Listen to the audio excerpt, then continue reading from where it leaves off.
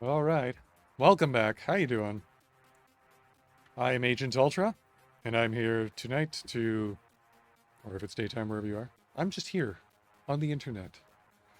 On the stream, I hack on Haskell in projects of all kinds, just to learn stuff, have fun, show people that even smooth brain hackers like me can benefit from using this language. And it is practical. It's not just for research and academia. Um, and, just to have fun.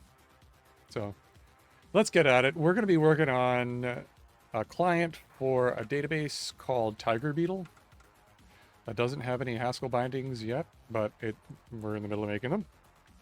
TigerBeetle, if you don't know, is a financial transaction database. This is the website for it. It's written in Zig, and they have a C client that basically we're going to be writing bindings to, that we're working on, and that's how we're going to interface with it through Haskell. So a little bit of the FFI, the foreign function interface stuff, low-level things, shuttling data across that boundary into some C code, and then getting some data back, and all that stuff. Cool, cool. So let's get the code going, shall we? So last week when we were working on this, what did we do? We're struggling a little bit with the Nix build system, getting some of the libraries, compile and talking to each other, and all that stuff. I don't think we're out of the weeds entirely on that, but I did some work on that. My good friend and co-maintainer of the project and co-contributor at the moment, Mr. Lorimer, also did some stuff in there, so we're getting there. We're going to get to the black triangle moment very, very soon. I feel it. I can feel it.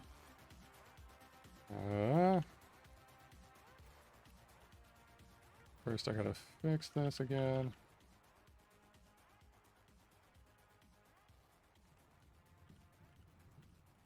Okay, there we go.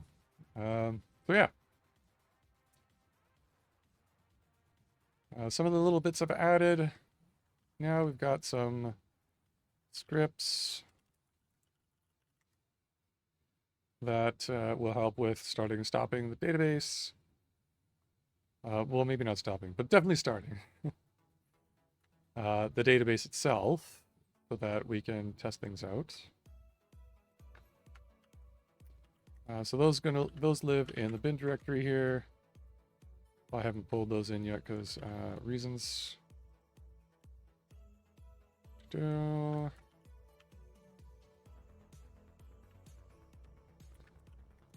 right, so they're in there.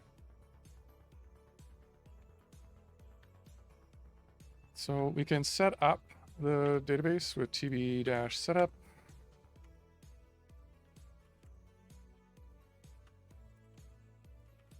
I don't know why it's not completing it. Should have the execution bit set on it.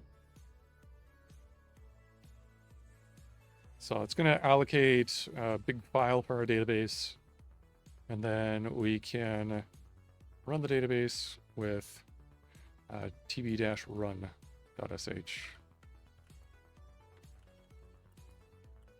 That's going to punt off a little process in the background, which is going to log to oo.log. That's not, I guess. Not under not. If I could type today, that would be great. There. All right, so it's running. And then we can also just use the built-in TV client REPL if we want. Just to test things out. And there we go. So we have the little REPL. We can create accounts and all this sort of stuff. There. If we wanted to. Ultimately, I would like to have some tooling in there so you could spin up a GHCI REPL there and use the library directly to do the same things you would do in the built-in REPL, just to manually test things out for yourself. I think that'd be pretty nice. That sort of stuff, but we gotta get there first. We gotta get the library actually working. So currently, at the moment, we have a bit of an issue where, let's load up Cabal Rebel. So, make that a little bigger. So it's gonna build stuff and But at the moment, we just have an issue, I think, where the object file that gets compiled in the next shell, the C client itself, the object file made by compiling that client library, that's somewhere. I think we got to expose that path. Yeah. We got to expose that path to the environment so that we can link to it dynamically. So this is more HSC output. And it's basically saying that it can't, well, actually saying it can't find libc.so here.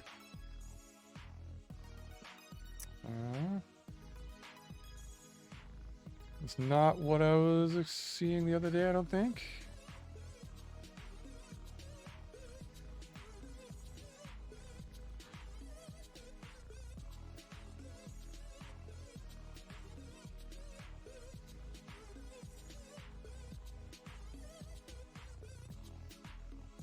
Let's go there. We go.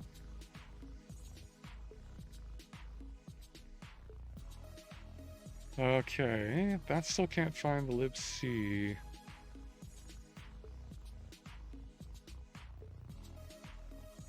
I thought that was fixed. With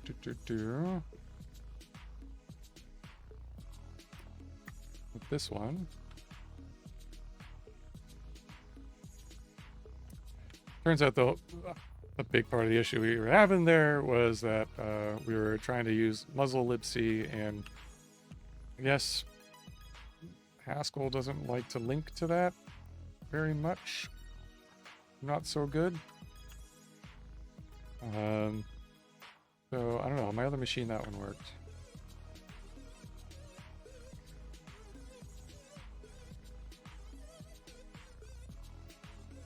Maybe.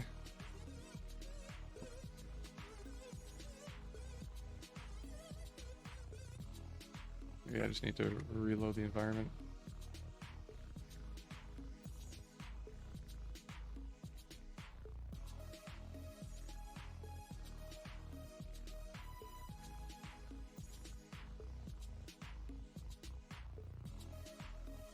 Ah. Sorry, that was my bad. Messing around with things.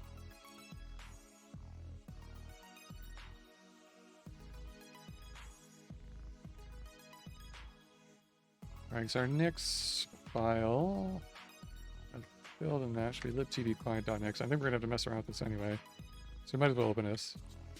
Yeah, it's GNU 2.27. Okay, we're building it again. So yeah, it's probably just like a weird stale shell or something. After I pulled the update and merged it. So yeah, this Nix file here, we got to do something with this to expose the object file that gets compiled, and then I think we should be good to go.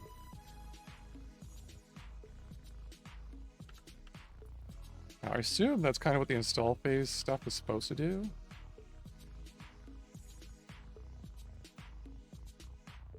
But this magic out variable, I'm not sure what that's all about.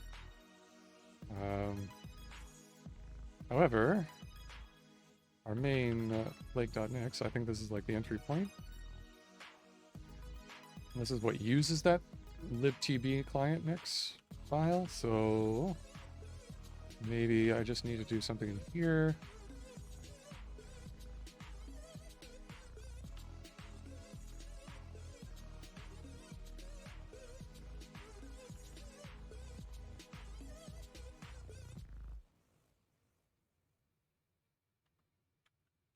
Like something in this area here to expose that.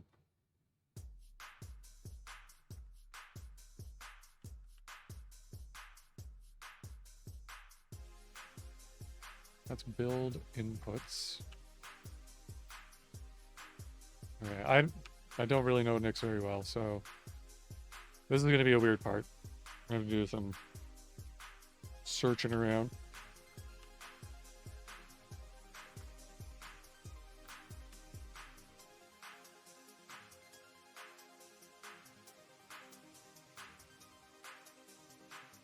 Inputs and outputs. Okay, maybe outputs is what we want.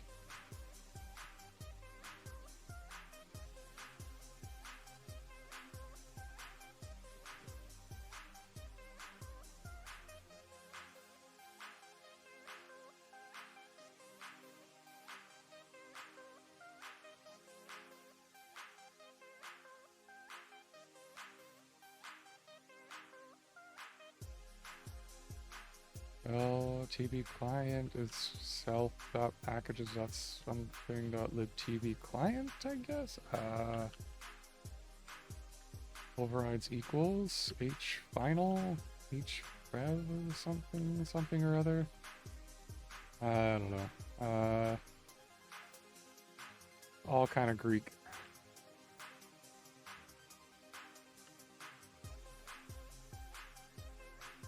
Dev shell. Okay.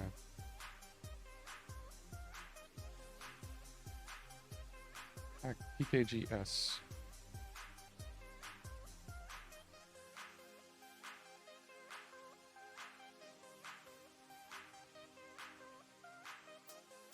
Canonical, local, compare.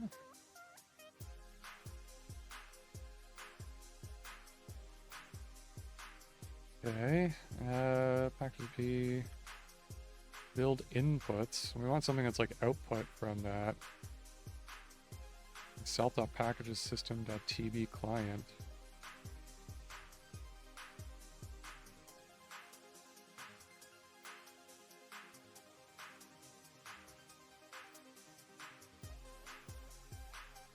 That's pretty slow. What's going on there?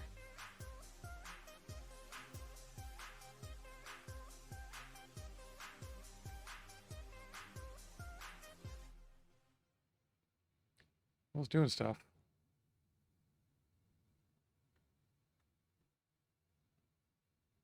There we go. Okay, cool. So let's try that again. Cabal REPL. Now the right libghc, or the right glibc, which glibc should be there, not muzzle libc. Yeah, there we go. So this is what we need. libtb client.so needs to be on our path somewhere so we can load it.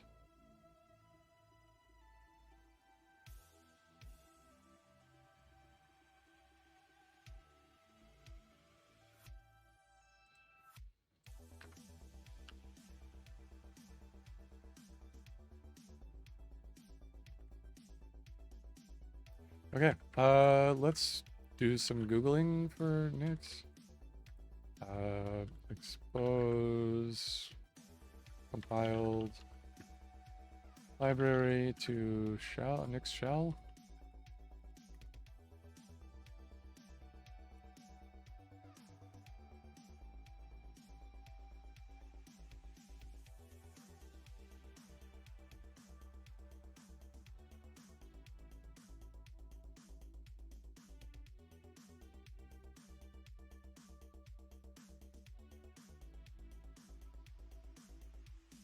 Example.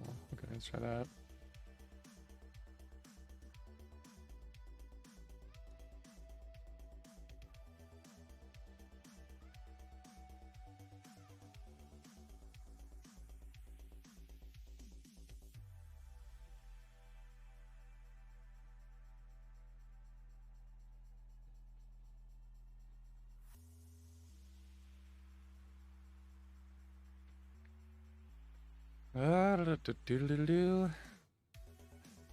there's anybody in chat who's a Nix expert, by the way, feel free to chime in.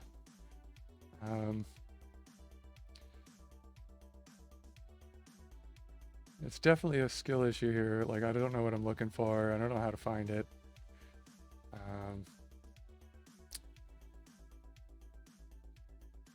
I just got to get off my butt and like find the motivation to learn Nix, the language, because I'm gonna have to maintain it.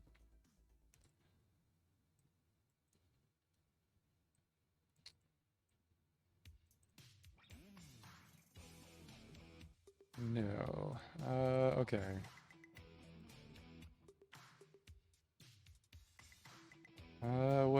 What's the keyword I need here? Nix, output,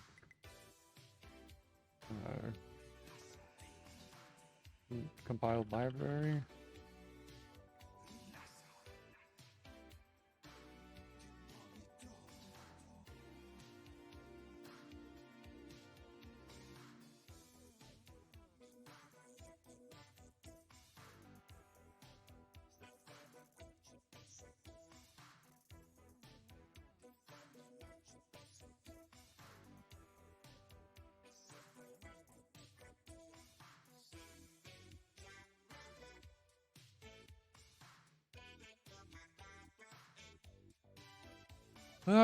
Nix does not help with static compilation programs. Okay, no kidding.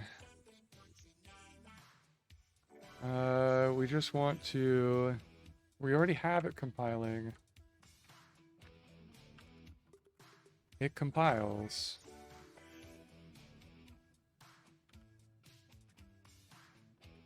Presumably... Okay, presumably this source client clientclib system exists. Let's see if that's there at least. That'll be easier.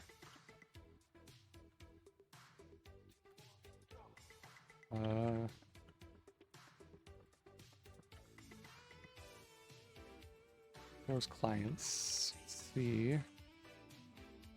System 2 TBDIR.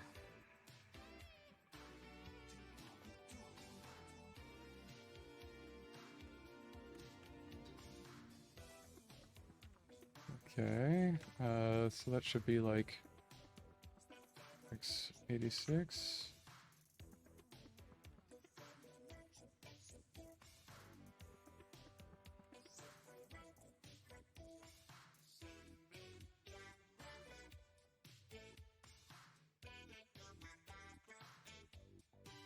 I don't think so.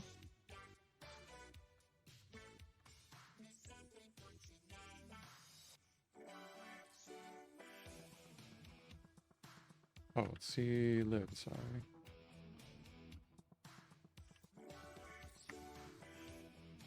No, source clients C/lib. No such directory. Maybe it goes, there's a build directory under here. Yeah.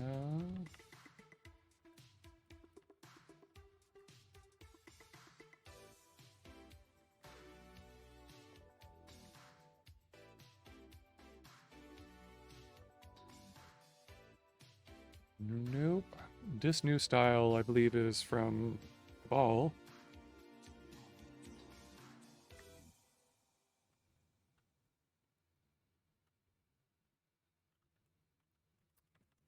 Let's just find it. Oh, what's the flag for finding binary files?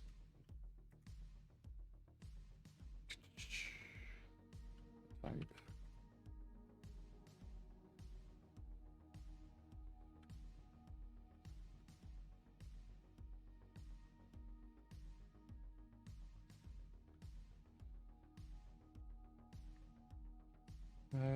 To do block, buffered, special character, special directory, name client, regular file.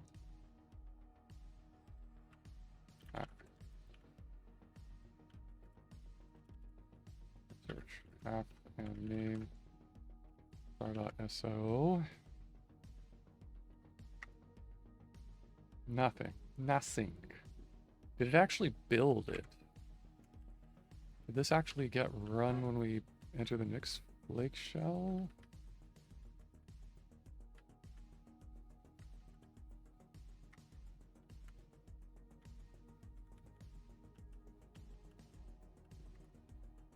The flake.lock.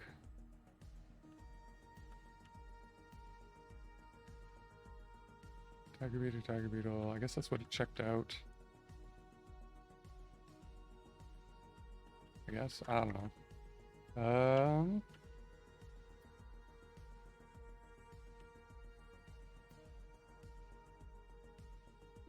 Okay, so it's not here. When it builds this, does it build it in a different path then, maybe?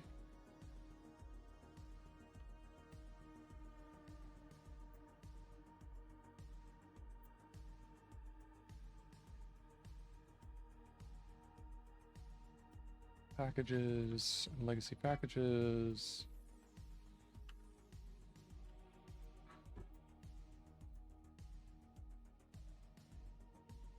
Maybe there's like a Nyx door thing that it puts it in.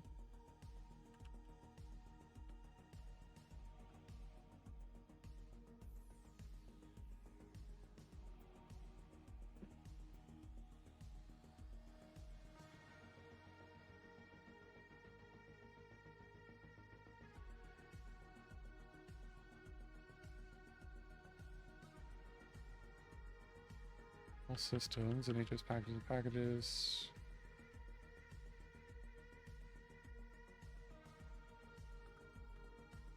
Oh, no. All right.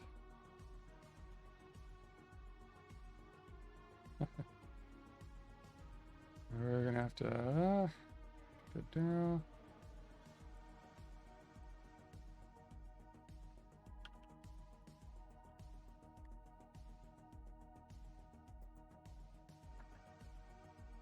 Okay.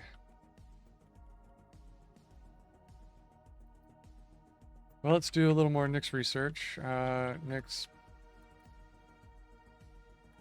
output, script output. I don't know what to call it, to be honest.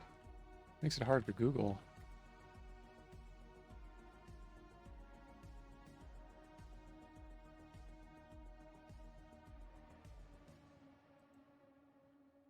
What is this?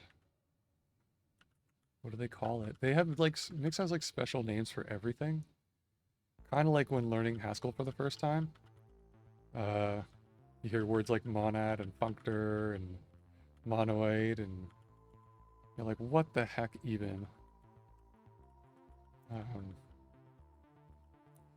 The difference though is that you can like Google those words and find answers. I'm sure I could if I knew what this was. Is it like a there's derivations, but like I don't know if this is a derivation or a script or something. I think a derivation is like a package.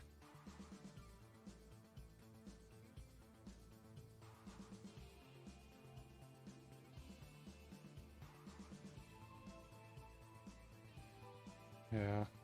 Oh, it's like an anti-pattern stuff. I think that's the only thing that, like, that kind of bothers me a little bit about Nyx is, like, I'm not super keen on, like, code as configuration, like using programming languages to configure stuff. So, like, even with Zig, I think the language is pretty cool, but they made this build system that's, like, allows you to write your builds in Zig. And not such a huge fan of that.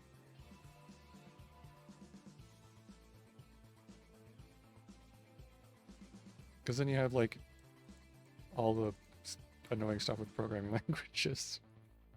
But now it's in your configuration too, and that's kind of like there's trade-offs. Like there's a good reason and bad reason. Like I don't know. It's not like a hard thing. I'm just not huge on it. So yeah. I don't know. I gotta figure out what this is. Is this like is this a package? It has a description. I guess this is a field.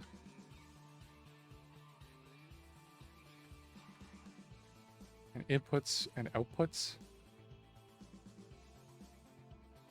Is that a package or a script?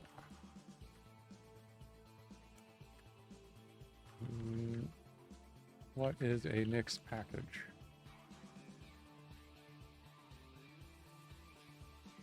How Nix works. Nix is not a purely functional package manager. That's just one of the things that calls themselves Nix. This means that it treats packages like values in purely functional programming languages, such as Haskell. What does that even mean?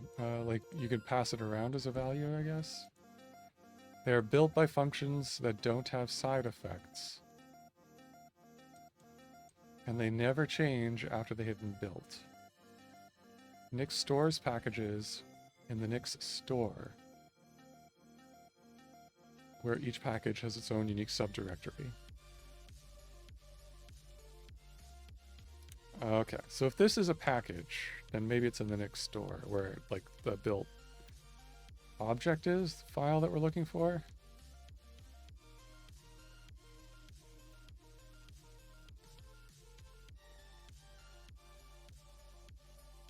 And this is why Nix store takes up like all of your hard drive space when you're using it for development.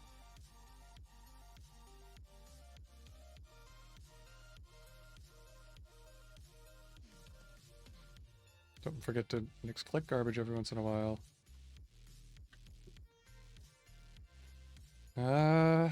Okay. So what does a package look like? So let me know what I'm looking at here.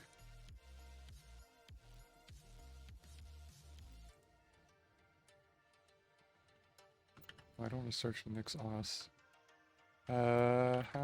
Nix. How to define a package.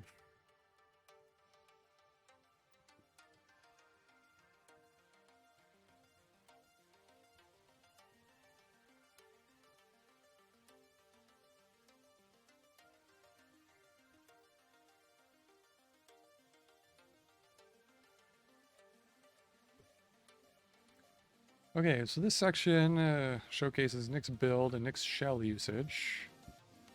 The former builds a package, while the latter enables entering into an interactive session containing the package's build dependencies.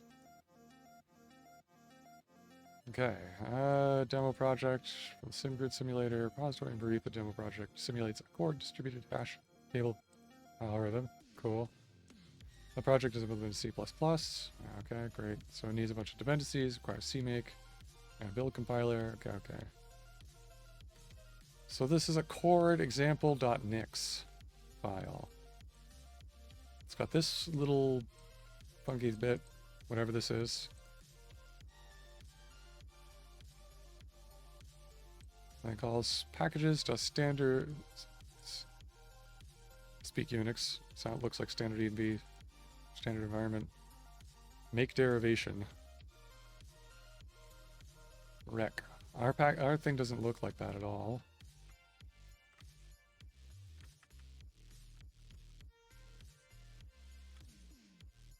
Got an inputs field and outputs field at the top level here, it looks like. But it does, I've seen those keywords. Build inputs. Yeah. Build inputs. Okay, configure phase.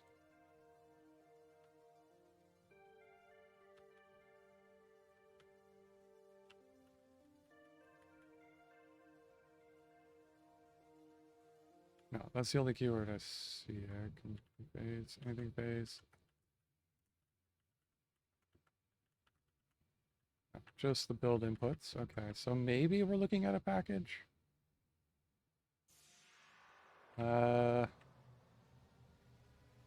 Let's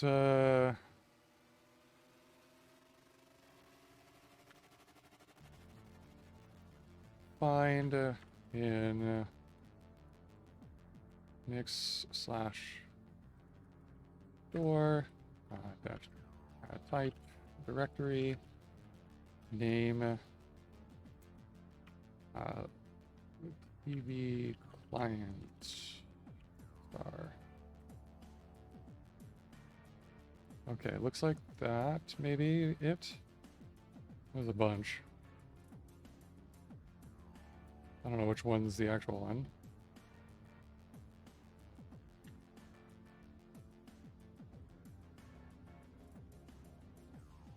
Let's check that one out.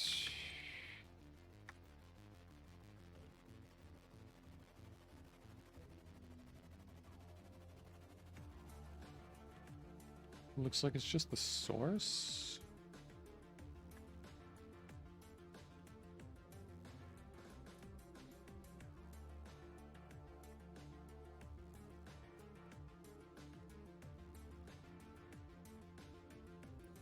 Okay, maybe the other one. Look at this one.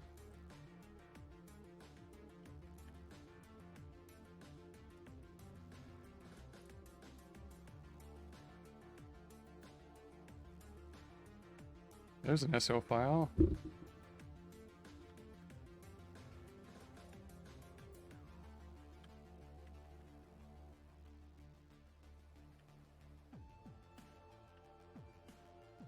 Oh, sorry.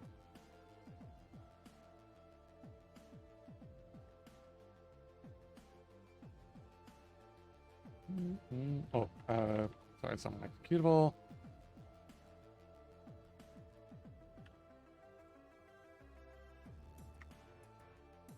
And we want the headers, please. Yeah. Okay, dynamic, dpage. Okay, cool.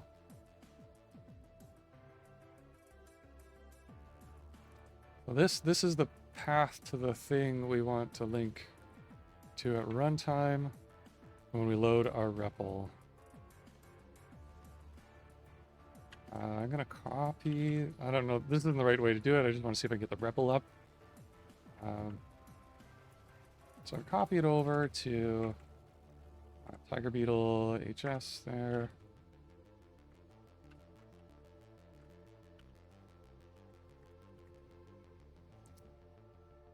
Get our Nix shell back. Okay, so we have it like in the directory here where we are trying to run this program, so hopefully we'll be able to find it this time.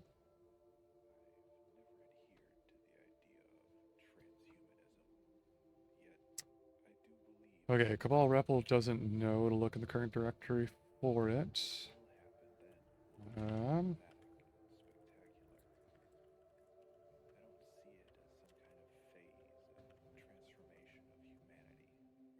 Okay, no library path set.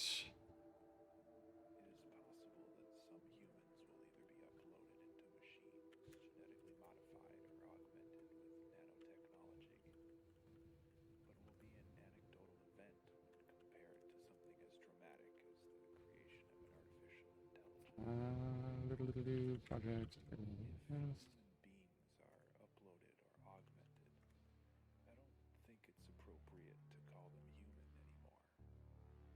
There we go.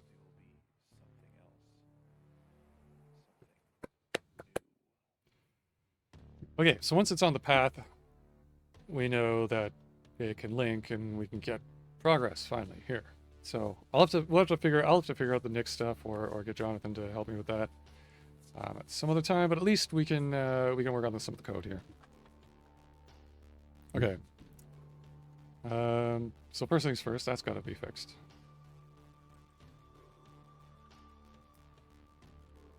Let's dive into the code. Database, TigerBeetle, internal, FFI.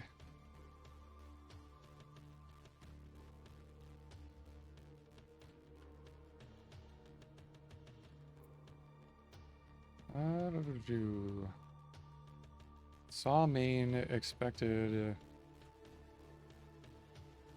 that.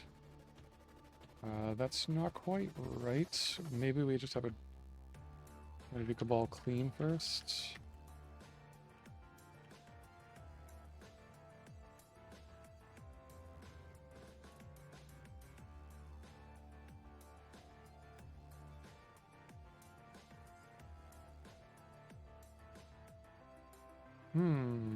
We're back to here.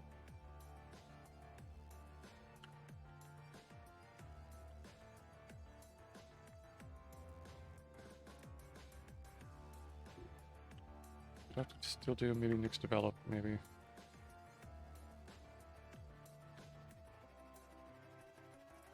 Let's do a Cabal clean here again. A Cabal rebel.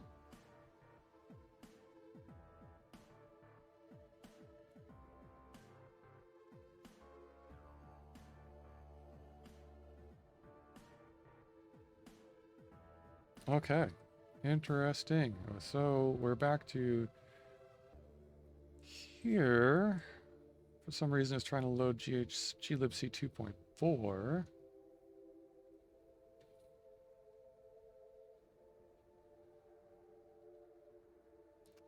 And this, by the way, is HSC.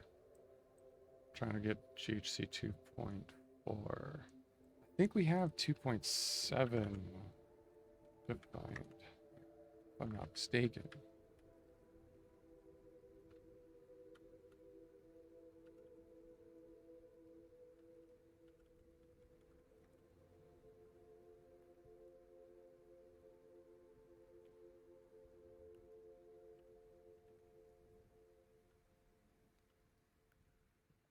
Two point 2.4, 3.6. Interesting.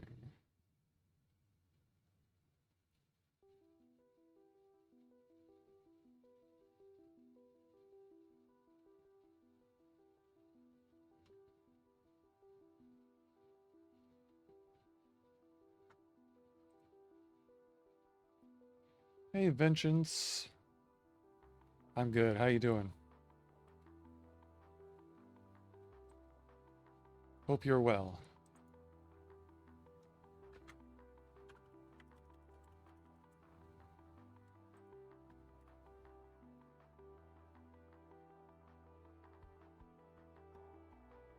Good, man. Good. Excellent.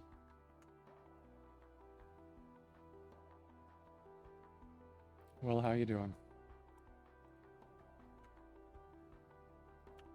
Good to see you on the stream. Thanks for joining me.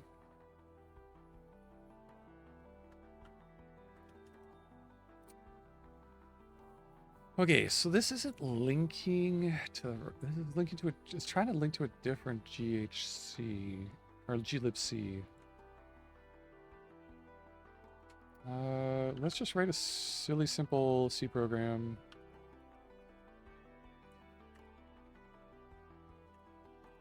All right, we'll include standard io.h.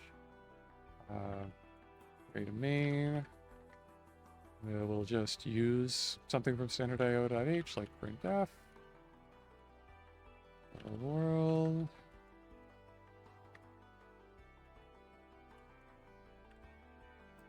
Then, if I build that, which GCC am I using? Okay.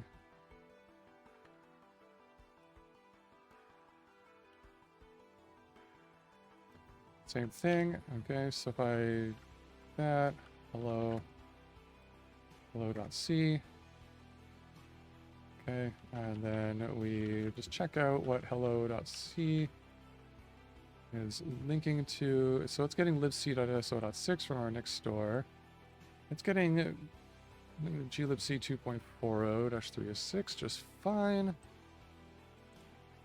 And if we run it, it runs hello world. Okay.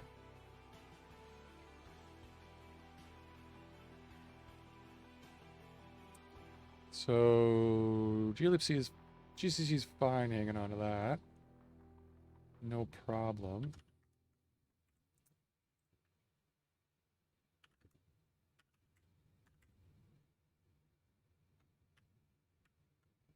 Thank you, Vengeance. So I'm just working on a TigerBeetle client library for a financial database in Haskell. But that's all.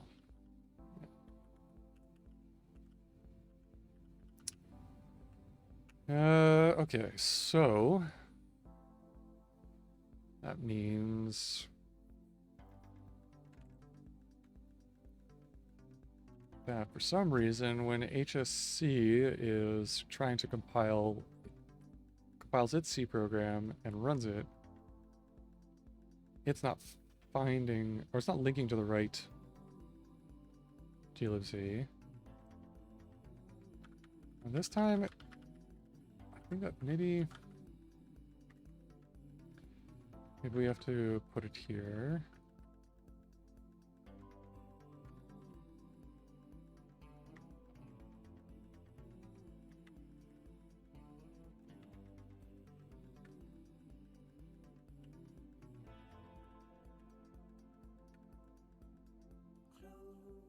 Actors.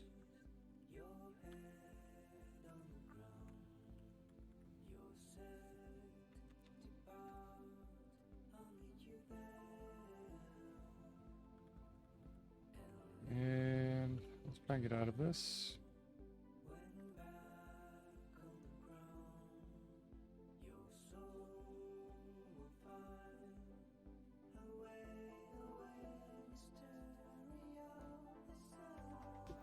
And try to rebuild the environment again. Let's see if we get the right glibc in here.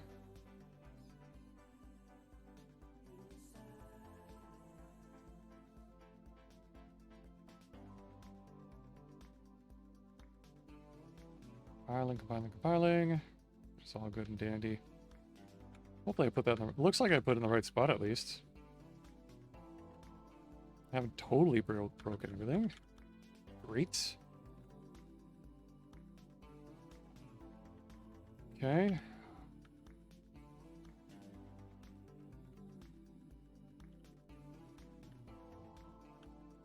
Hello still works. And if we try to cabal REPL...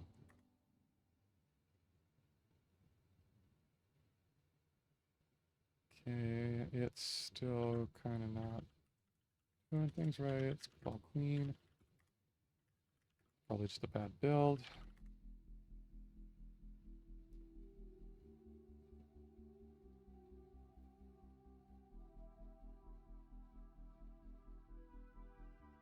Still not linking properly.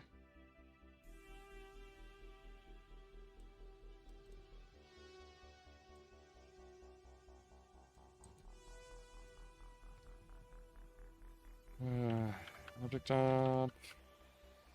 -F this file here. Executable. So this executable is generated by HSC. Kind of a weird, kind of convoluted process. I'm sure it makes a whole lot of sense once you understand a whole bunch of things about Haskell and like how you could compile and execute foreign code. But the general idea is that this HSC file has a bunch of like preprocessor macros. And so it preprocesses this into a Haskell file that then gets compiled and generates a C file that then gets compiled and runs to generate the Haskell file with the bindings all kind of generated for you. It's that C program that is building that isn't being linked properly, that isn't linking to our libc properly here. So that's the executable that it creates. And yeah. So it's getting the wrong darn thing.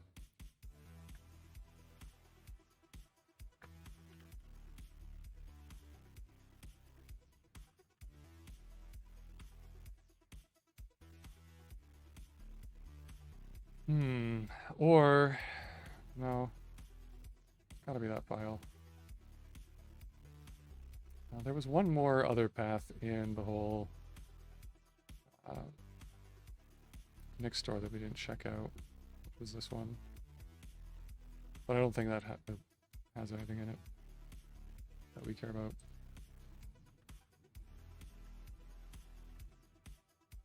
Yeah. Okay, so I think this is the libtv client.so we want.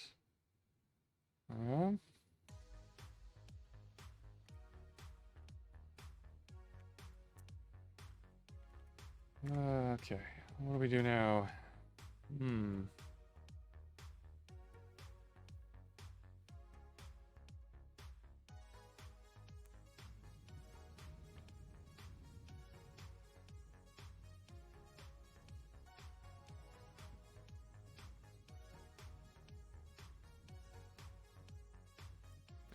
We know C at this level can. Is it not inheriting the Nix environment when Cabal calls into HSC to compile this and stuff?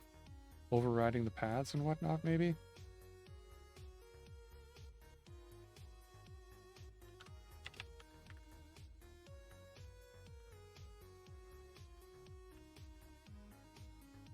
Still have that in our LD library path.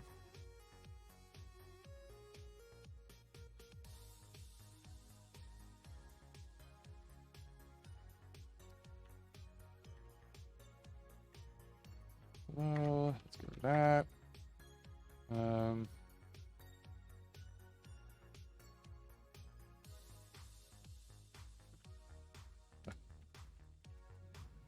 wonder why it's doing that.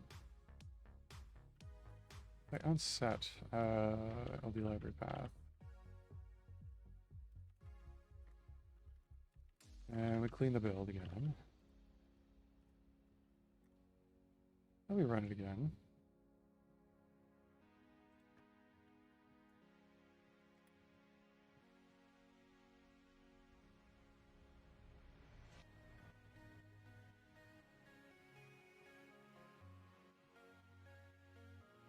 Okay, maybe it is the libtv client that is kind of the problem.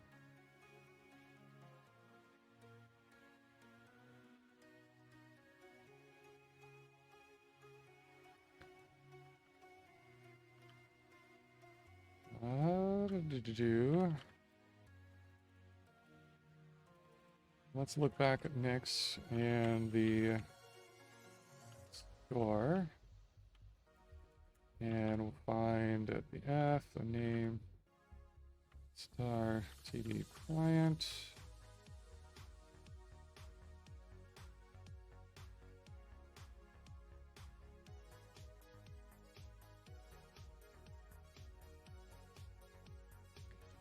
I think we've since rebuilt it, so maybe we just copied the wrong one.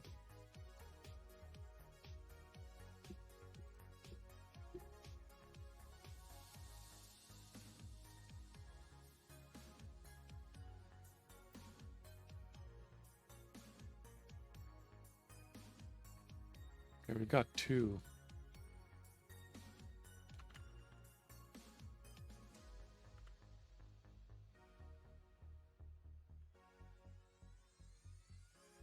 I think we copied from the KK one, so let's copy this one.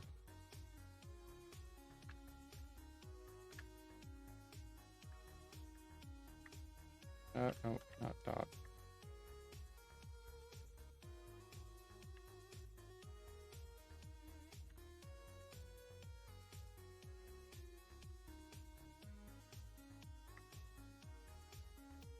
Let's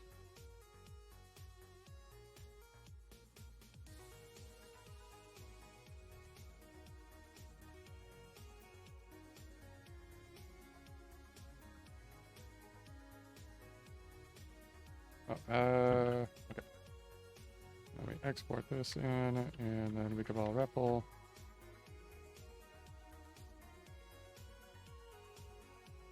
Okay, perfect. There we go. Got it going. So we copied the wrong object file that we compiled previously, which wasn't linking the right path.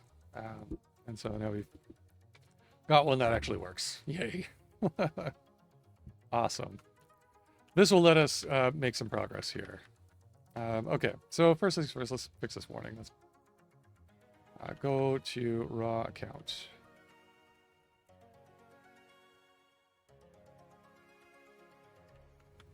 Okay.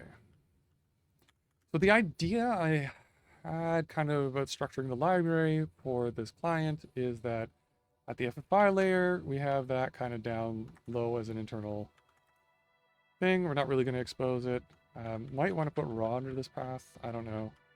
But anyways, this module is going to contain the entire foreign function interface that calls the C code, basically.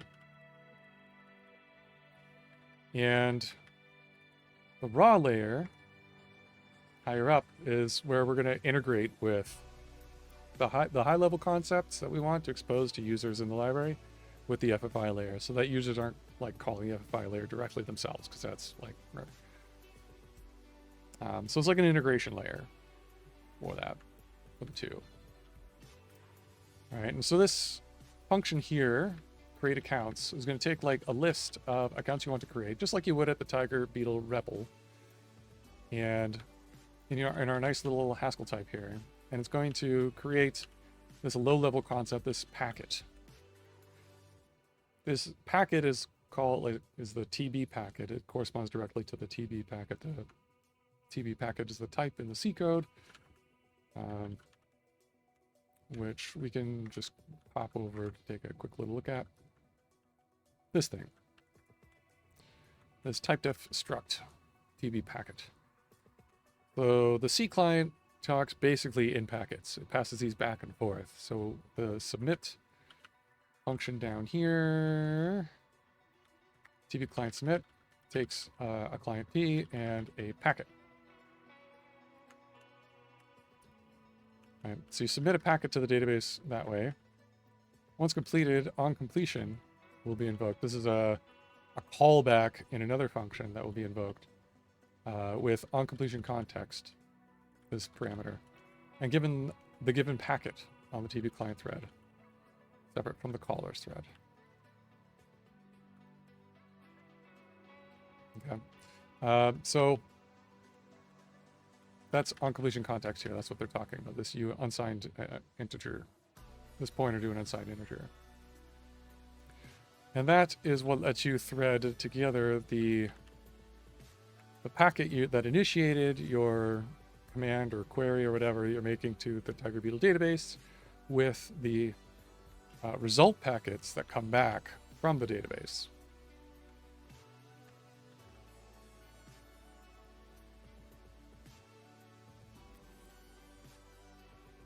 All right, so then you get this callback will eventually be called later with a pointer to a TB packet T that has your results in it. And then you parse those out, and you can send them back to your our client, us, Haskell. The Haskell client, right? We'll get those back and we'll send them back somehow.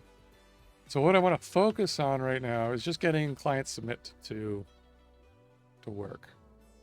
Right, if we can just, this is a pretty simple C function, no callbacks, just two bits of data.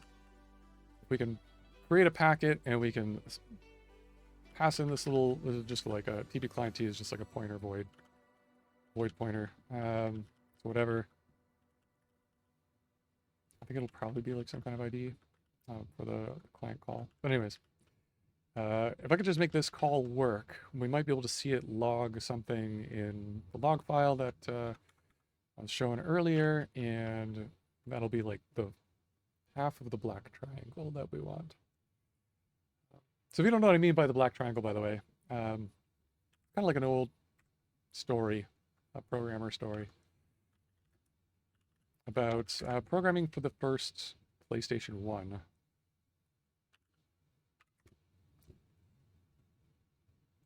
This story here, Black Triangles from Rampant Games. They basically got the hardware and not a whole lot else when they got it. And so it took some work hacking around on this thing just to get it to display a single black triangle on a screen. And like everybody cheered when this happened. They're like, oh, finally we got the black triangle. And the person who like witnessed this cheering was like, why is that important? It's just a black triangle. We got a whole game to make here. And the team was like, well, now that we've got it rendering a black triangle, we can make it do the rest. Everything else will fall into place. And so that's what I mean by black triangle moments. All right. Once you can get the thing to do one little bit, then you're like, okay, I know this is going to work now. The rest is just going to be pretty quick to do. But it's all the head banging up to that point that seems troublesome.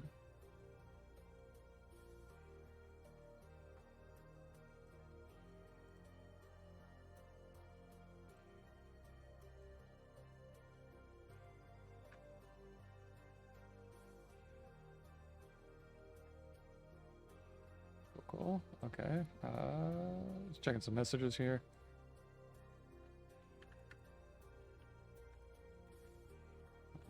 Figure that out later.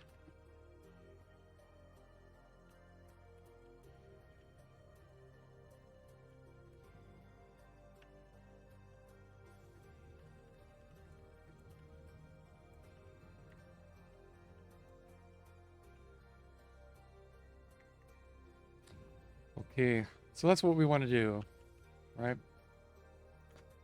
So, first things first, let's just look at accounts. All right, so this is going to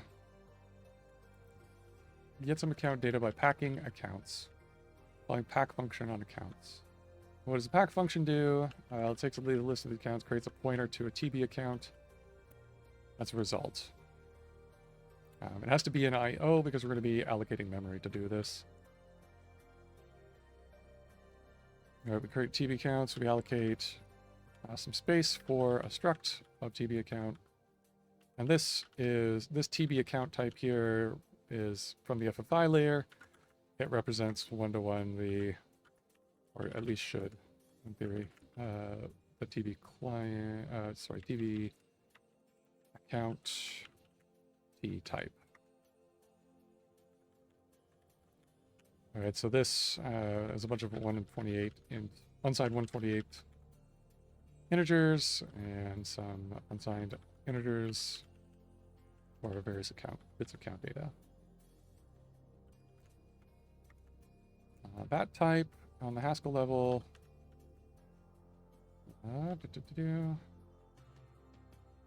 comes from the nicer interface. It's going to be under client. This is going to be like the high level stuff. This isn't very high level yet. We're going to work on that and make it nicer.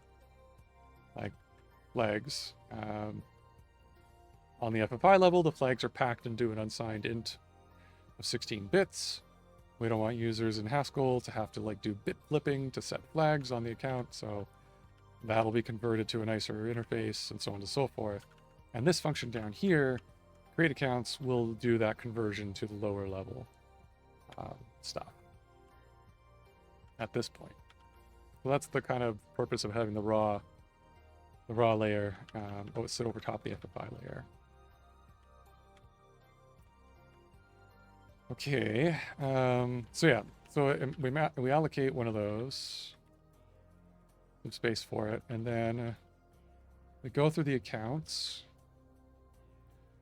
taking these offsets from the list, indices from the list, and we pack an individual account. We poke elem offset. So this function comes from the storable type class. When you have something that is storable, that means you can it gives you a couple of functions like peeking and poking, which is the same as like dereferencing and setting a pointer. And poke element offset allows you to basically set a pointer and offset not in terms of bytes, but in terms of indexes, and it'll figure out how many bytes to offset from that pointer based on the size of, which also comes to the storable class of the TB account here. So this is basically going to construct an array of TB accounts at this pointer and return it. We pack each individual account, just passing in basically the high level data because they basically match one-to-one at this point. We don't have to do anything terribly interesting. So I think this should be able to create a packet for us. The only thing is that I would love to fix is that the way my editor calls the Haskell, creates the Cabal REPL it doesn't inherit the environment from Nix properly, and so like the libraries don't get found, which is super annoying. I'm gonna fix that at some point, but for now we'll have to just pop down to the REPL here in my terminal in order to try this out. So this is in the raw account layer. So we're gonna go import database TigerBeetle .raw.account and database TigerBeetle client.account. Okay, and so create accounts. What do we do with the empty list?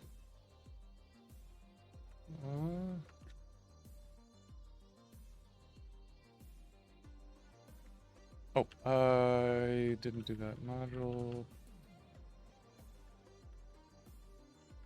Need pluses in front of them.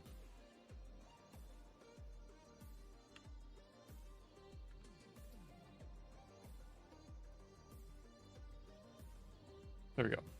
Create accounts. Go to the empty list.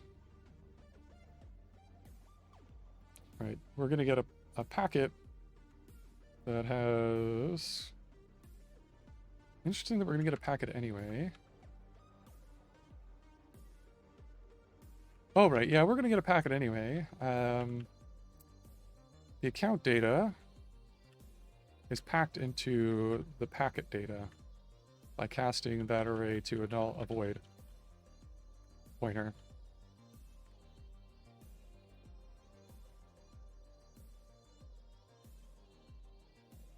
And that's the address, I guess, in the REPL. Cool.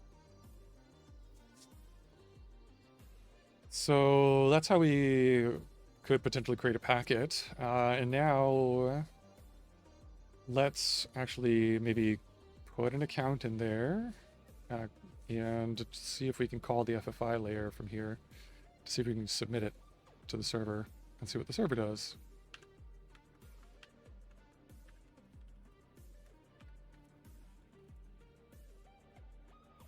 Okay, so remember our fields. Okay, ID, debits pending, so on and so forth.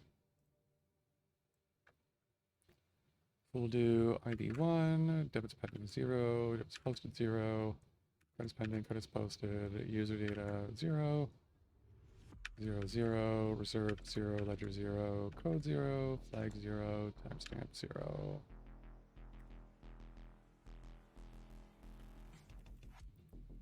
Okay, and then count packet. Create accounts with our A in it. Okay, so we have that in scope. Now the FFI layer, if we want to call that. We want to call TB client submit. And we got to give it a pointer to packet. Type of a, well, what do I call it? Yeah, account packet.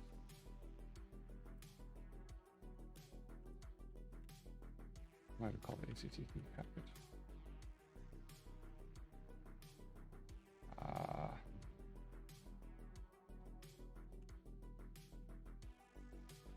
Okay, that's an IO. So we need.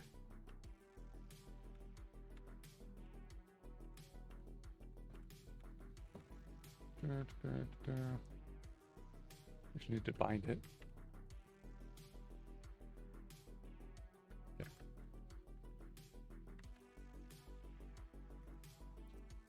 Cool. So we actually need a pointer to that.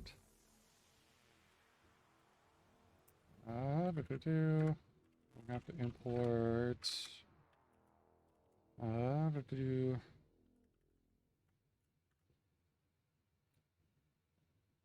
Foreign.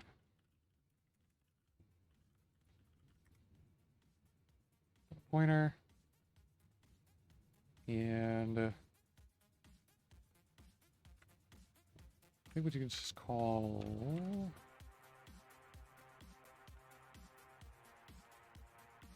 I think malloc is also an IO action, so we can go account packet P.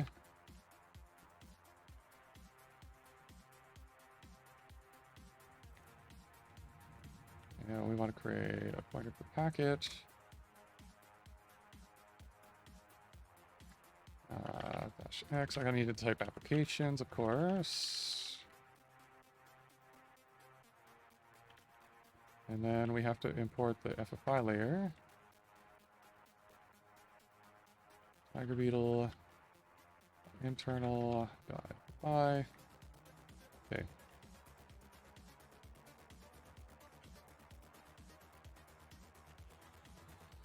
Also not in scope.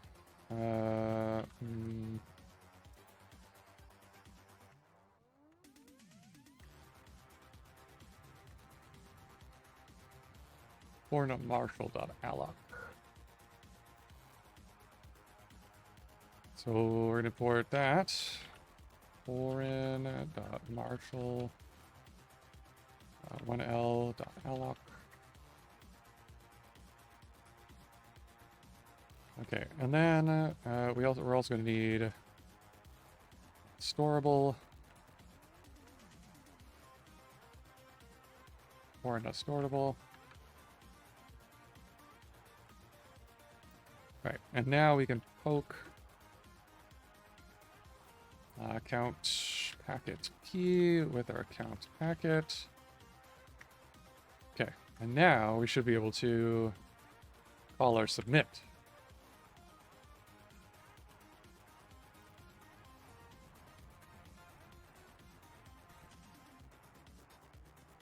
Right, okay, we have a pointer packet in scope, right?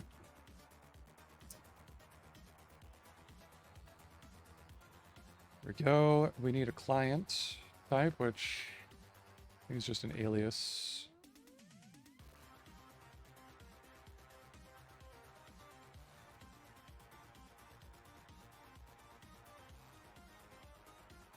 To null pointer.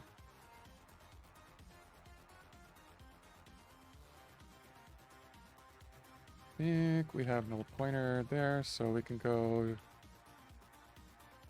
client submit with our account packet P.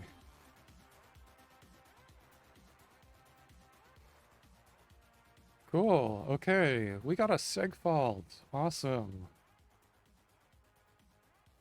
So we did try to call into the C code there, of course, and got a seg fault. And if we just look at the log,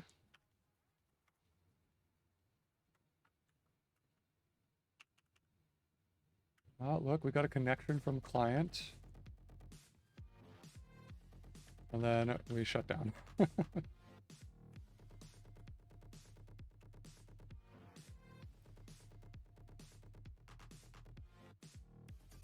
But yeah, okay, cool. So our client connected. It's just we're packing the data for the account type probably incorrectly, which is causing the seg fault. So once we figure that out and do it proper, things should work better, potentially. So it's either that or the pointer from the REPL isn't resolving on the C side of properly, and it's the C client is like freaking out.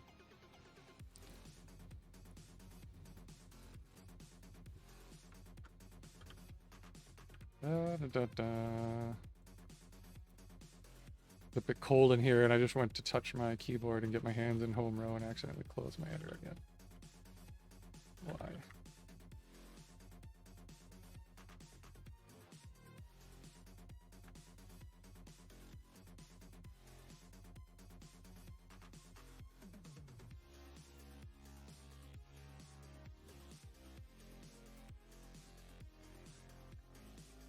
Okay, we're back. Okay,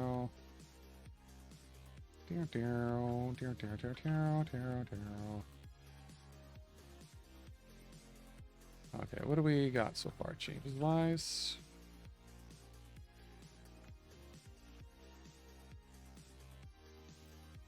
Got you. Oh, I got you. We're gonna discard that. I got some. We don't want to track those files.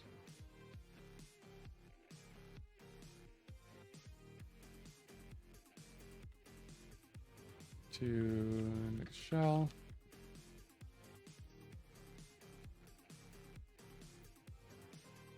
Okay.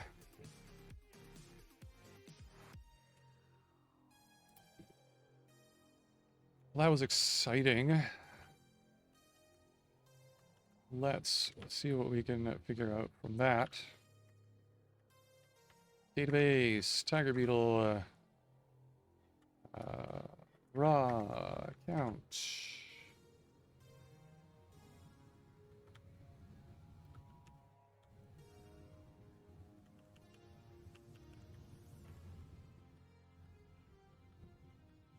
Okay.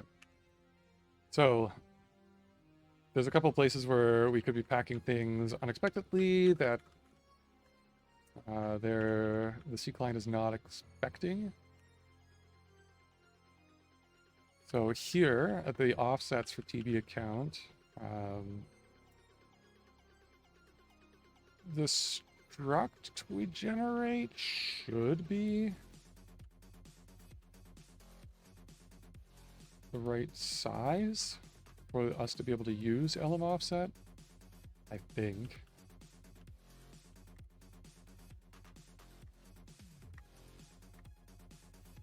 We can see kind of what was generated.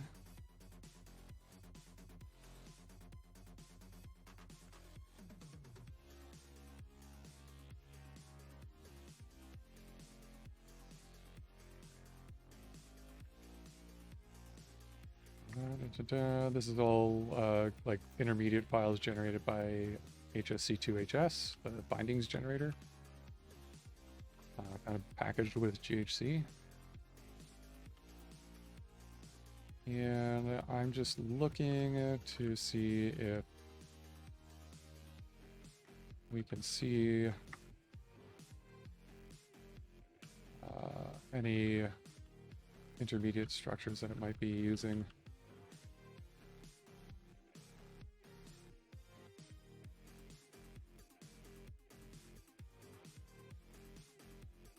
Right. So stuff like this, it'll generate in the C file for the program that's going to generate your bindings for you. This hugely mangled name for what's eventually going to be the function pointer that calls back into the Haskell code. Things like that. And then it generates this ffi.hs file. So these should be all the same enum values as used in C side of things. Go to clean.h here. This should be operations. Enum TB operation. Pulse 128 here, 128 here. Right, lookup transfers is 132 here, and lookup transfers here is 132 as well. Well, I guess picking that up. That's good. 2 enum, same thing. All good.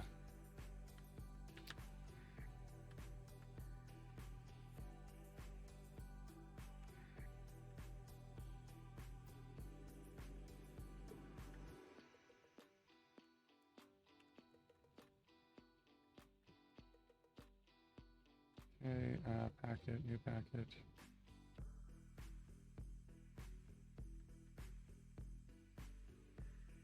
Oh, okay. Maybe we should be using these helper allocation functions.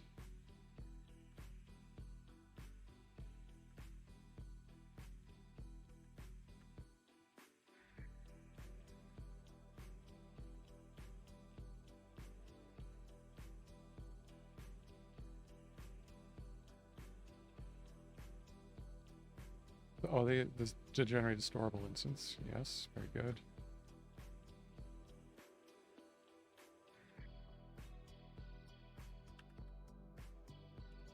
So it's figured out the byte offsets here. Poke byte offset is a function in storable that pokes at. So we looked at the element offset, which does it by size of, by calculating the size of the object. This is doing it by bytes.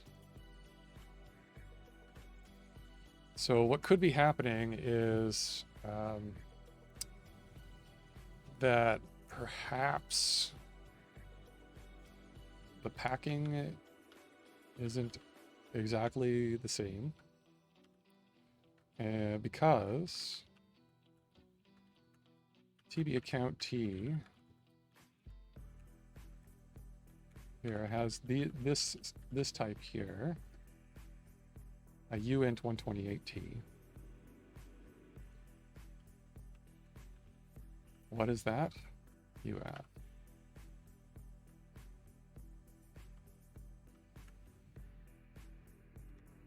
That is this special, the type alias is the special GHC extension for this type called uint 128T. That GCC.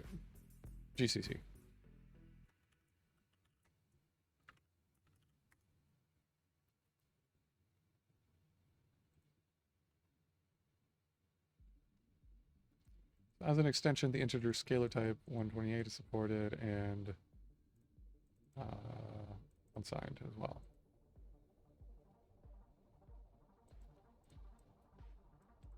So depending on how our storable instance for the wide word is packing those, it could be maybe not getting the right offsets for all of the fields in the struct when we're packing each count.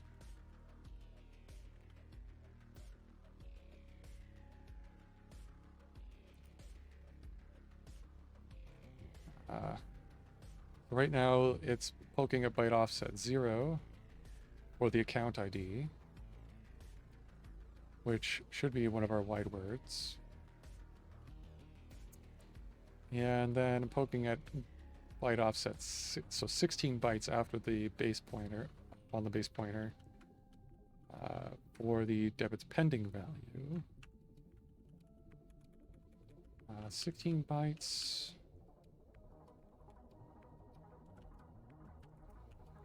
I'm gonna assume...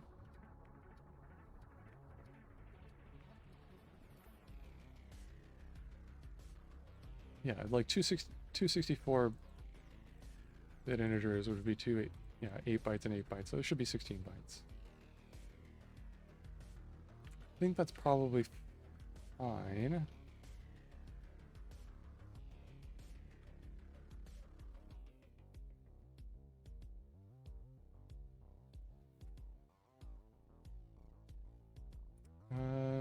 That seems right to me, at least.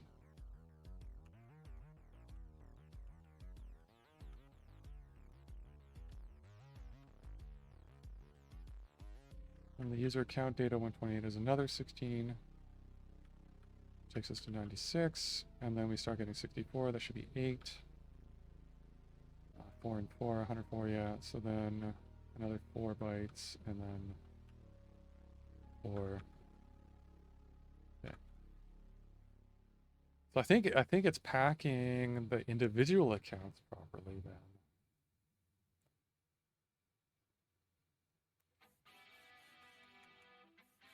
Interesting that we have this helper function alloc a packet, a new packet.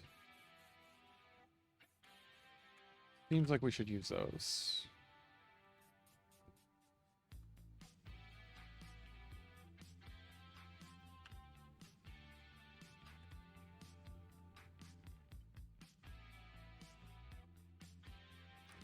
Alright, let's try it again.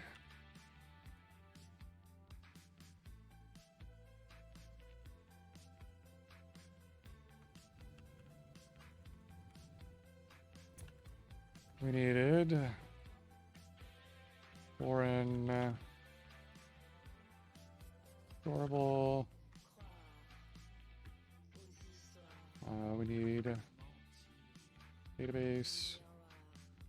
Well, we might not actually nail the foreign imports we used last time. Database, TigerBeetle, internal FFI.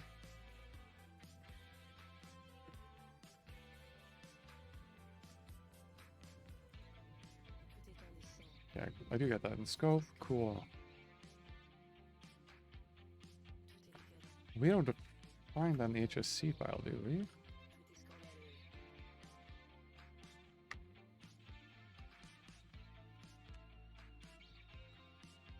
We do. Okay, cool.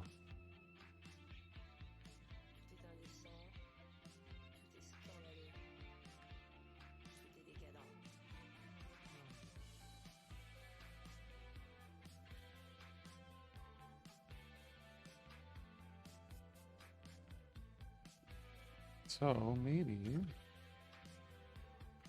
what our raw layer should be using this perhaps.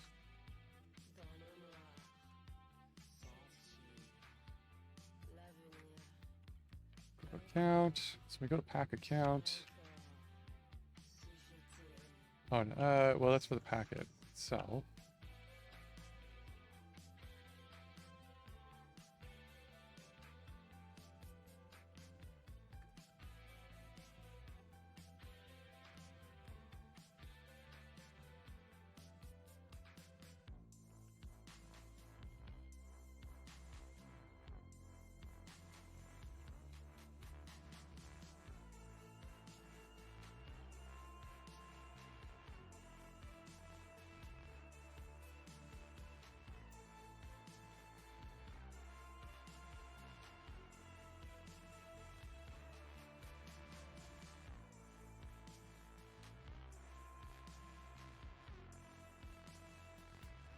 So we get the count data, then we're going to get the packet pointer.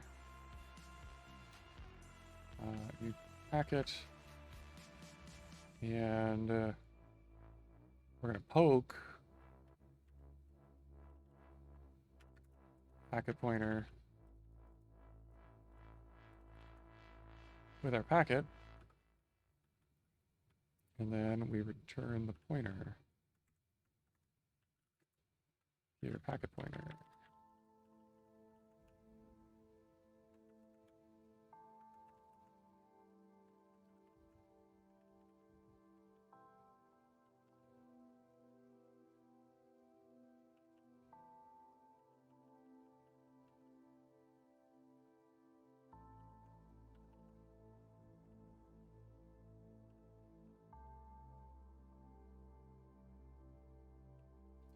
Let's import that. Database.TigerBeetle. Raw count. And find count.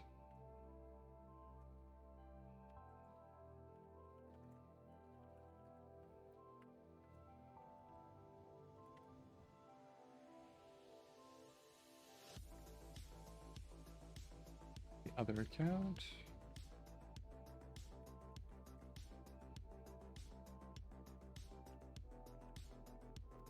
We'll do an ID of 1, debits pending, and everything else zeros. Debits pending, posted, credits pending, posted, user data, user data, reserved ledger code, flags, and timestamp.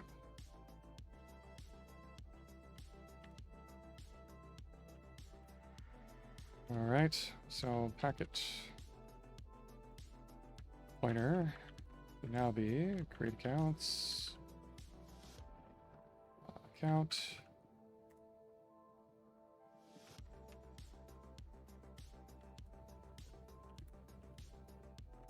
And then if we have a packet pointer like this, packet. Not what I was expecting. I want an IO pointer packet. A reload here.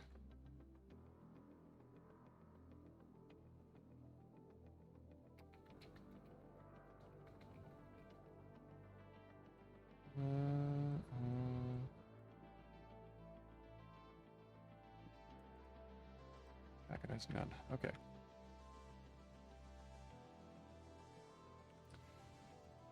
What to do? That's because this is no good.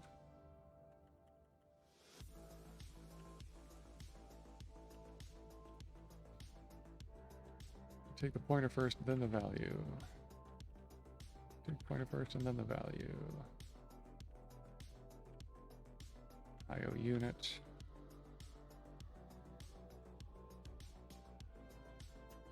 Oh, so the pure line needs to be there. That's why. Okay. That's better.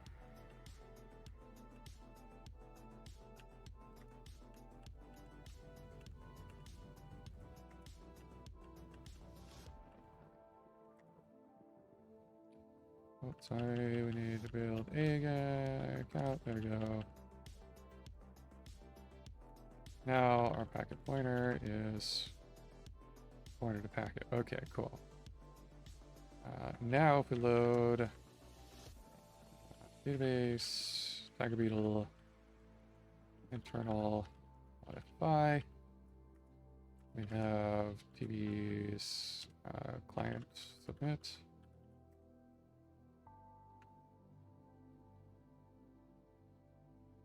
Right. Oh,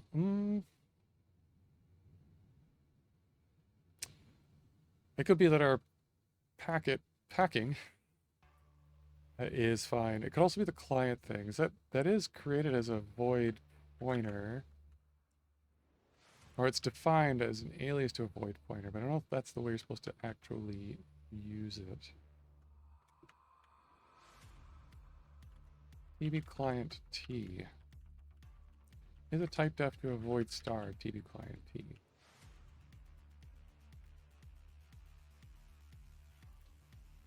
But I don't think it's dereferencing a null pointer. That could also cause that seg fault, right?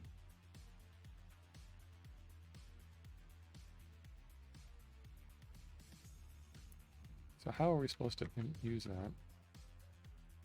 Let's dig into the source. Clients. C.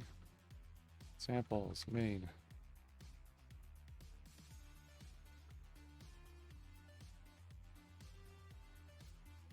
Type def struct completion context. Completion synchronization context between the callback and the main thread.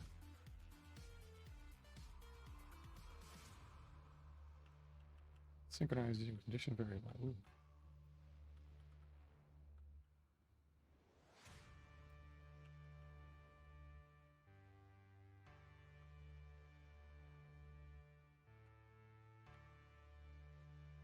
Send request. Sends and blocks the current thread until the reply arrives.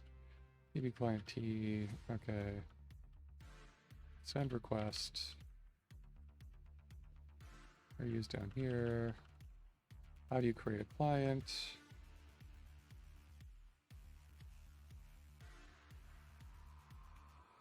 Define it.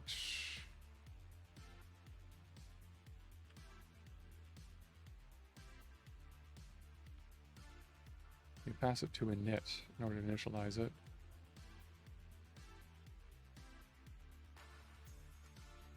Okay, so that's possibly why it's not going to be terribly happy with us when we call this function, because that's probably what's causing the seg fault.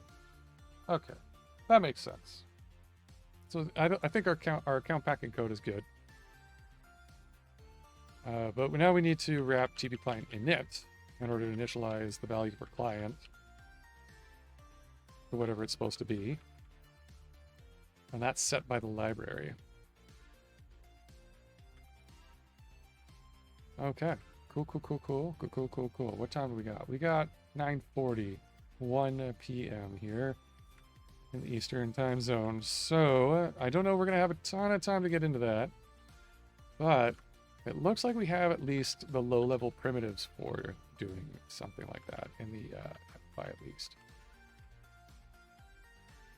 Assuming our foreign pointer stuff here works, our function pointer and stuff and all that jazz, maybe we can call TB client init echo to init our client. And then we can call submit and have everything looking good.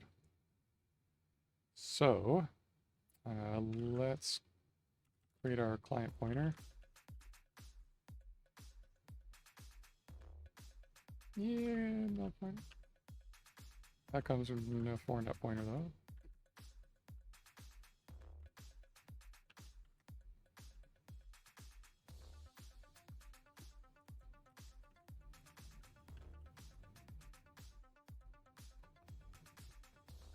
Oh, it's just a pure value. Okay, cool. Thought it was an IO action that created that. That's cool. All right.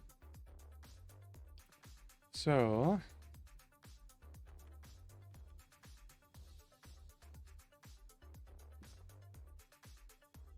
should be able to TB client init echo. Gotta give that pointer client, so our client pointer. Pointer to a word 8. Okay, we're gonna have to construct a few other things. Pointer to word 8.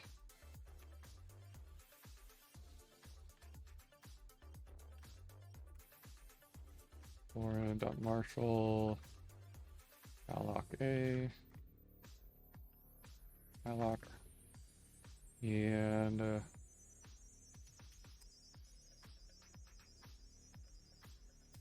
what is that value for?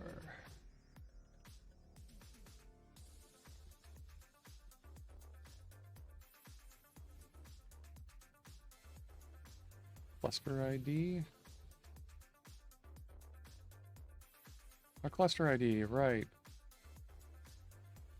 I think that's typed wrong. That shouldn't be a pointer to a word 8. That, well, no, that could be a pointer to word 8, yeah. 264-bit values hunkered in there. We're gonna need to write a wrapper around that.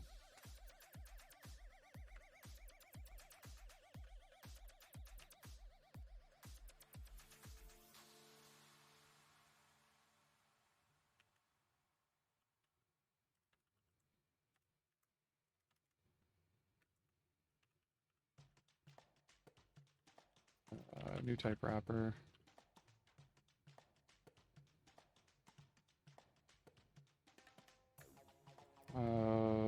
With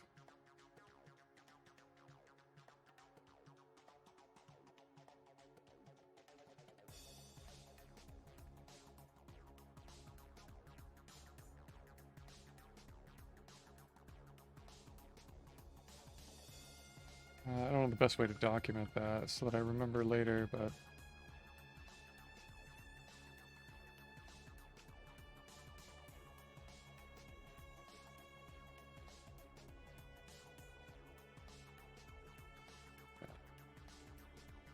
basically we want to create that array consistently from a single type.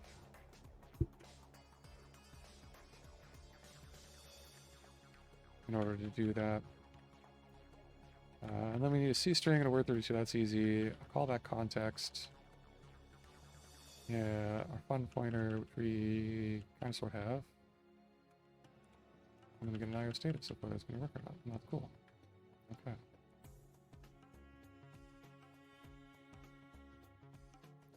why don't we don't have a ton of time left, so let's just do that part right now.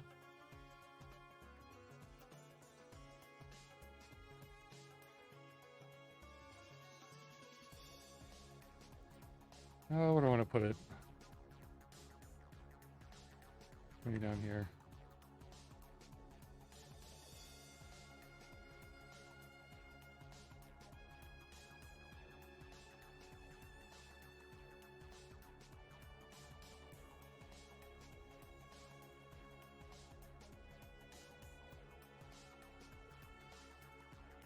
Okay. We're just going to create a new type wrapper around it, and then we can hang instances of this. Or we can create smart constructors and conversion functions.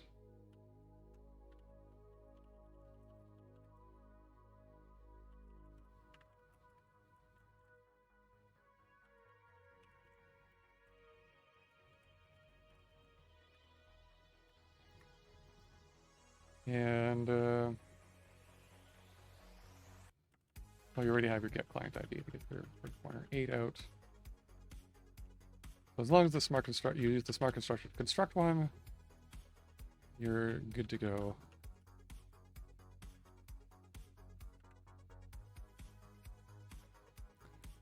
Okay, so wide word is the package that defines that.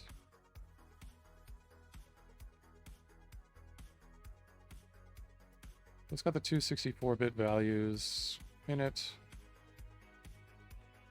The high and the low part. The C client isn't exactly telling us in TV client how that's packed.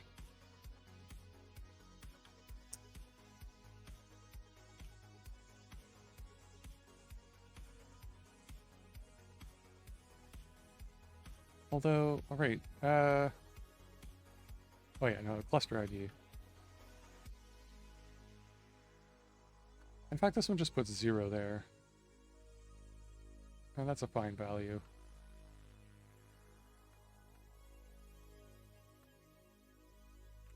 Yeah, but they don't tell us in the TV client H file here how those bytes are ordered. I'm going to assume maybe high part first.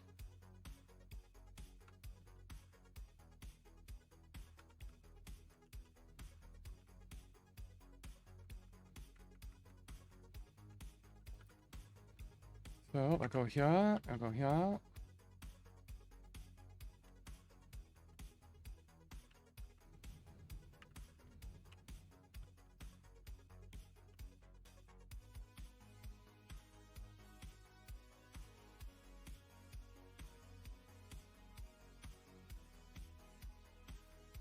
Okay, and I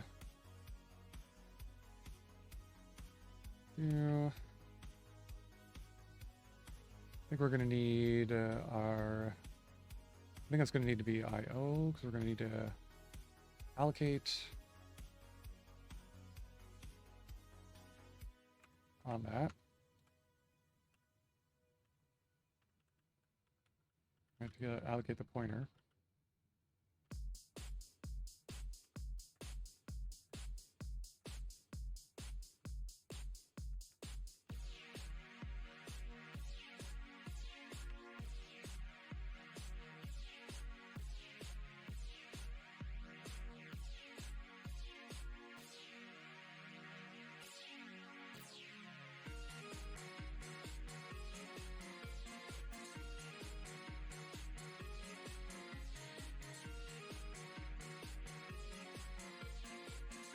We'll call it the data pointer or ID pointer.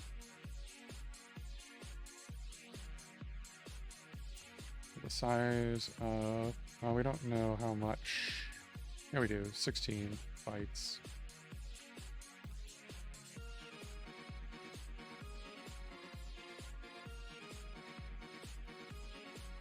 Malloc, at least in Haskell land, I think does the size of on it. A storable A to figure out how much to allocate. I think the other function we want is allocate A.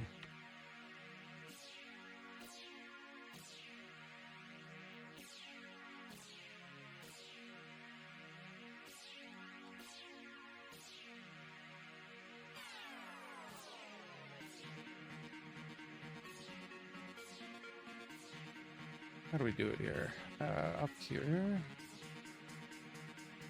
See alloc bytes.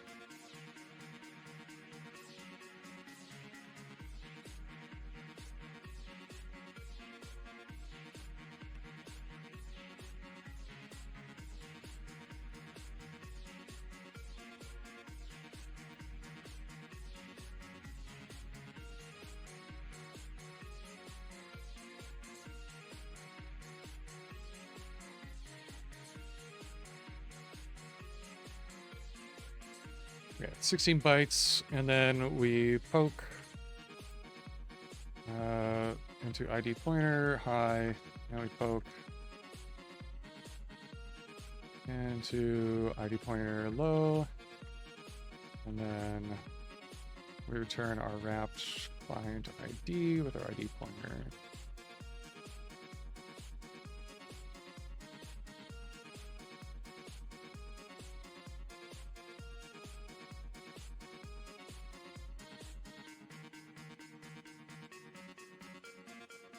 Maybe it should call it, maybe the prefix should be new.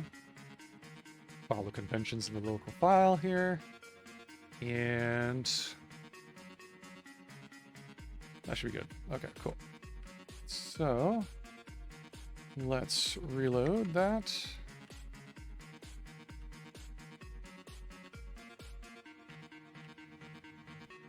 Load our FFI.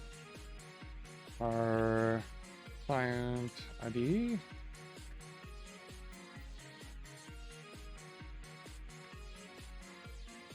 Our client ID is going to be a new client ID. 0.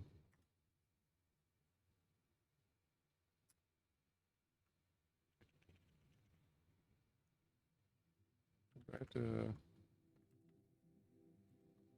Oh, right, this is an HSC file, so I need to recompile it with HSC, so this might need to be rebuilt.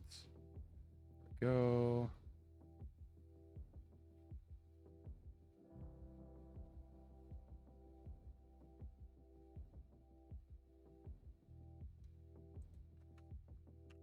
Right. We got to cast that pointer.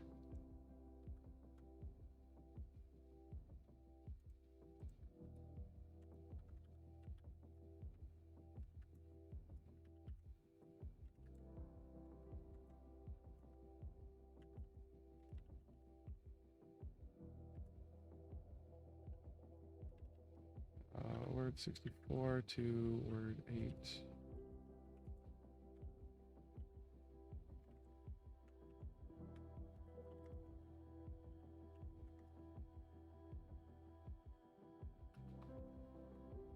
That's not in scope.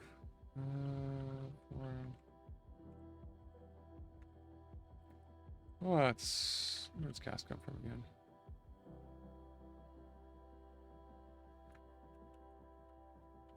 Cast pointer. Cast pointer.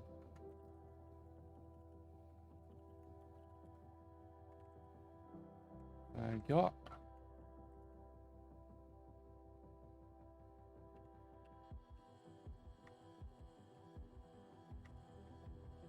Okay, cool. We got our client ID, which doesn't have a show instance, so we can't print it out here, but it's there.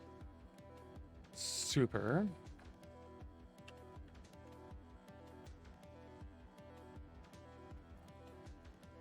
Okay, so now we can call TV client init echo with our passing that. We can create our client.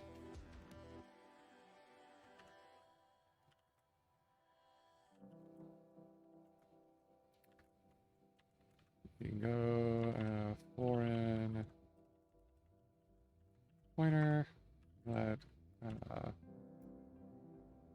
Client pointer equal null pointer.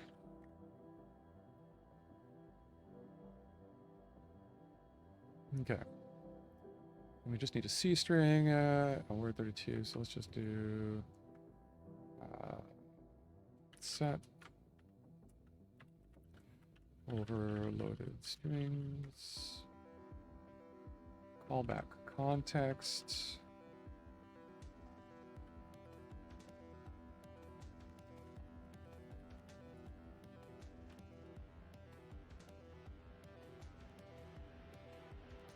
A CUINT pointer.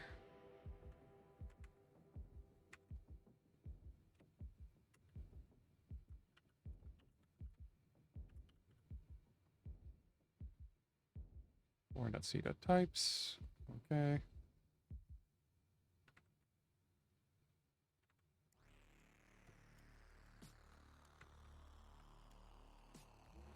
Should be straightforward. Okay, so then Vacant Murderer, you are banned. Welcome to the chat.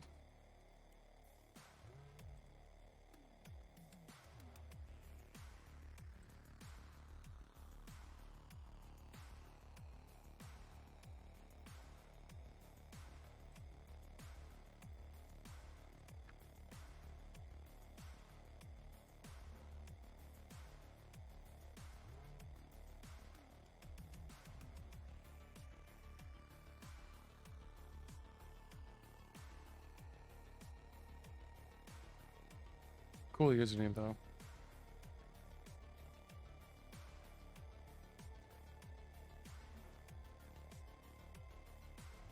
Okay, good. Okay, so where was I?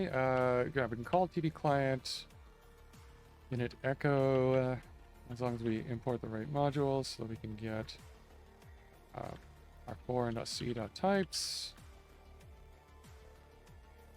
and create a CUINT there, and our function pointer.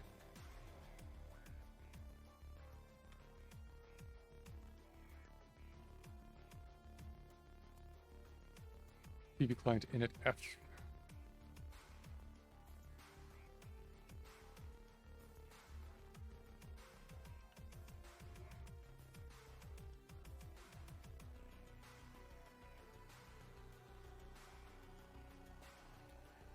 Echo. Let's go. So that gets our client pointer.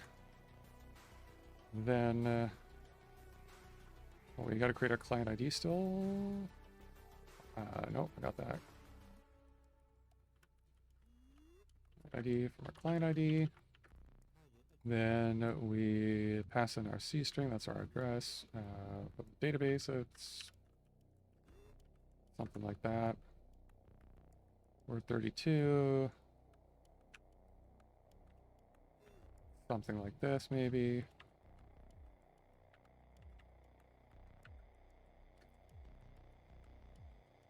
What is that? Client H. Oh, the length of the address. Oh, okay. That's not good. Length in bytes. Let's see. 1, 2, 3, 4, 5, 6, 7. 5, 6, 7. Sometimes 8, 60, 50.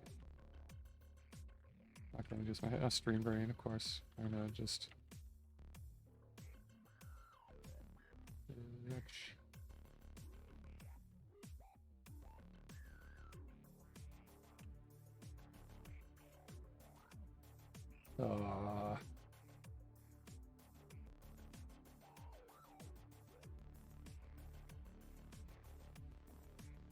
Good.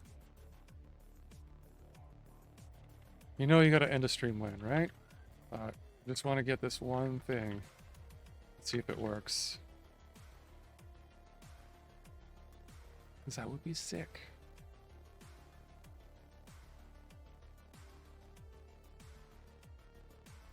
The sickness would be great.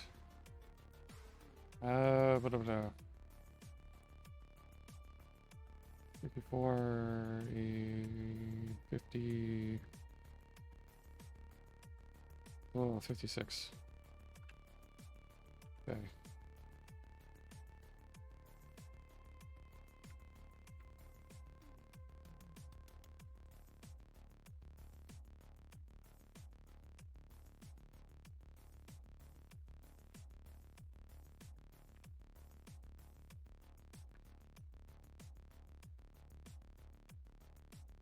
Come on.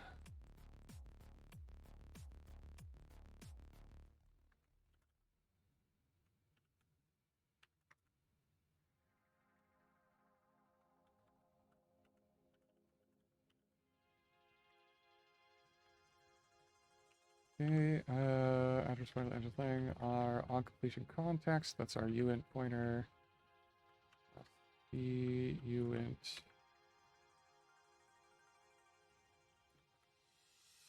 pointer to 0, and our function callback.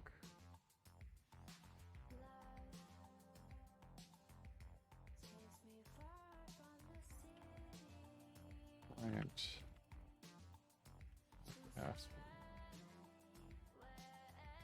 And what do we get here?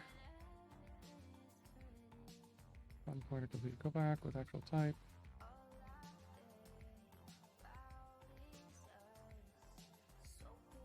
Ah, it needs an argument.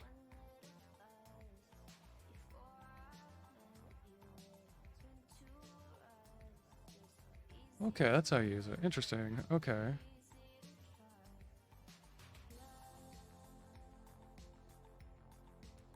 So we actually have to give a Haskell function as a parameter to TB client initDef. Okay. Sweet. I was wondering how that was done. That's good. And so I think I know how to wrap up the rest of this. But it's going to have to wait until another time because we're out of time on the stream.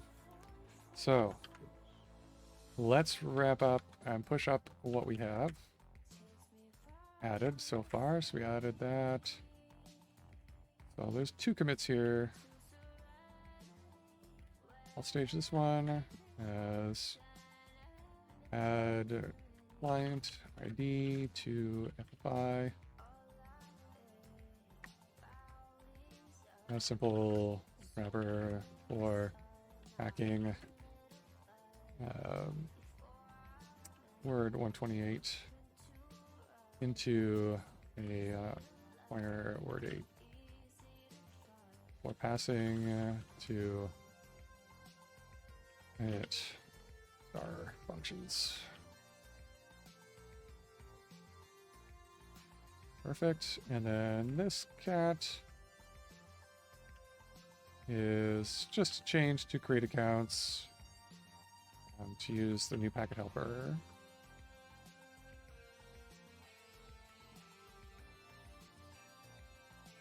Modify create accounts. Use the new packet helper and return pointer pointer packet.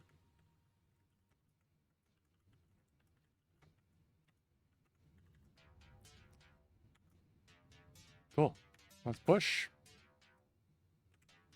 So all the code you've seen tonight on the stream is on Haskell or on GitHub. I'm Agent Ultra on Twitch and also on GitHub as well. And it's TigerBeetle-HS. I'll paste that in the chat for you if you want to follow along, check it out. You can also follow me on the socials. I'm on the Fediverse on Mastodon, on the types.pl server. That's where you can follow me. Also, agentultra.com. That's my website. It's got links to my YouTube channel where I back up the VODs for this stream. So if it's your first time tuning in, you want to go back and watch some stuff, or you're watching from a different time zone, you can follow there as well. And what else? Oh, the link above my head. You should go to it and check it out. It's a cool website called declarative.tv. It's got links to a bunch of other streamers who are doing stuff in other cool languages. declarative languages, of which Haskell could be considered one of the family. And there's also a link to a Discord server there where we have a channel for this stream. So if you want to chat in between streams or whatever, see what we're up to, joke around, post stuff, whatever, it's all there too. So you can check that out. What else? I usually do these streams on Tuesday evenings at about 10 after 8 in the Eastern time zone. So if this is your first time tuning in and you liked what you saw, you can set up your notifications on Twitch here, give us a follow, or a like and a subscribe on GitHub, on YouTube. Also, thanks Bosscans for the follow, and Lee, and Vengeance. I didn't miss you, but I appreciate it. It really helps out. Yeah, you can like and subscribe there to get notified when I go online, or just pop in whenever. So it's a pretty chill stream. Thanks for watching so much. I had a lot of fun and learning more and more about TigerBeetle and the Haskell FFI and everything else. So may all your monads be free and all your types check, and I'll see you next week. Take care out there. Happy hacking. All the best.